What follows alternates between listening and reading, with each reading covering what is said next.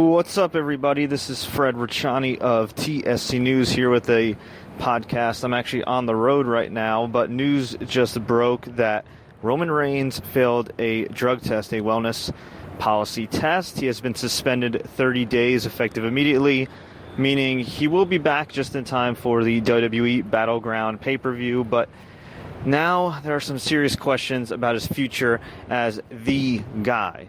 Do I doubt that he'll be a featured performer when he gets back? No, I think he still will be, of course. I mean, he's very talented and he's very over and he's got a lot of fans. I mean, he's got almost 2 million Twitter followers, but this is certainly going to cast some doubt as far as WWE's belief in him. He hasn't gotten over. He hasn't really drawn any money for him. Dean Ambrose got a significantly more positive reaction than him. Seth Rollins did too before they tried to turn Seth Rollins heel, although I think he's still looked at for the most part as a babyface.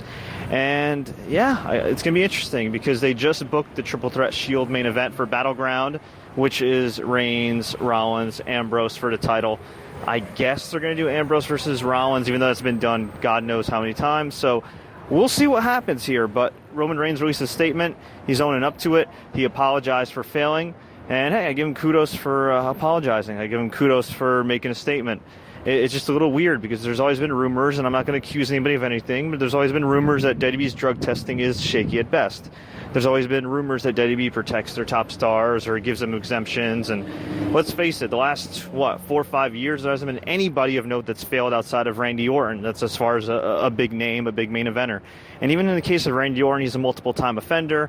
He probably screwed up in some way. But as far as like first-time offenders that are big stars, geez, I really can't remember. So I think WWE actually just did the test and found out they flunked and suspended him, but it's also been intimated to me that perhaps, he did fail a test. There was some paperwork that maybe he had to get in order, and it looks like it would have come out in the media, so they decided to get ahead of the story. Now, I don't know.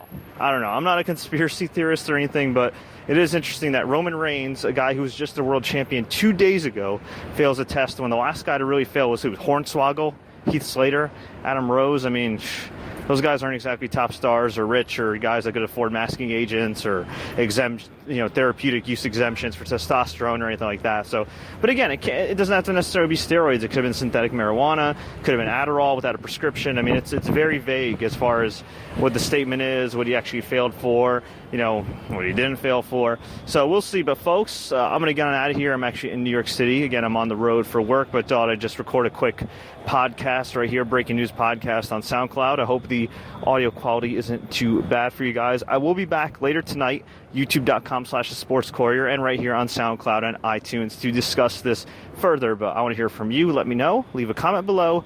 Tweet us, Facebook us, do what you got to do. Please subscribe to soundcloud.com/TSC News, youtube.com/thesportscourier. Follow us on Twitter @SportsCourier, @Fred Ricciani. Until next time, everybody, as always, enjoy the matches.